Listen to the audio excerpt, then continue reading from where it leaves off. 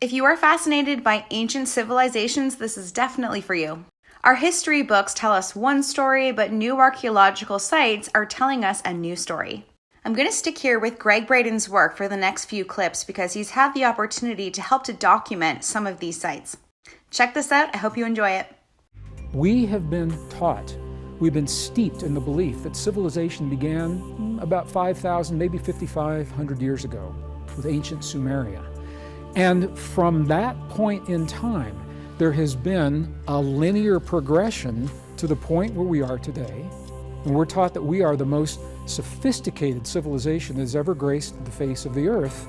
The problem is, the data doesn't support that story. So what you're seeing on the screen right now is you're seeing an image of the line of history, the timeline of history. The ancient Sumeria, ancient Egypt, and everything, the Maya, the Inca, the Aztec, the Olmec, the Toltec, everything is more recent than that. Greece and Rome, as old as they feel to us, they are all more recent.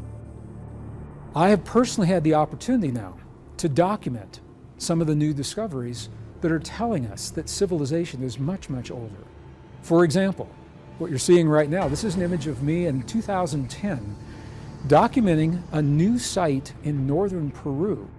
And this site is rocking the world of history, of archaeology, because it is now documented to be the single oldest technologically advanced civilization in all of the Americas. In all of the Americas, it's older than the Inca, than the Aztec, than the Olmec, than the Toltec. It's older than anything in Mexico, older than anything in North America. It is called Caral. Caral, C-A-R-A-L, Caral, Peru. Caral is a mystery to us because we've been taught that civilization began 5,000 years ago. Interestingly, that's when this one ended. Caral collapsed 5,000 years ago, and what the dating now is showing us is that it thrived for 2,000 years before that. It's 7,000 years ago. So if this were the only place where the data does not fit the traditional story, maybe we could call it an anomaly. But what's happening is there are so many anomalies that scientists and historians have set aside, and they said, well, you know, these archaeological discoveries don't fit our story. We'll come back and look at them later. Now, there are so many discoveries to come back and look at that the discoveries are telling a new story. Caral was a technologically advanced civilization.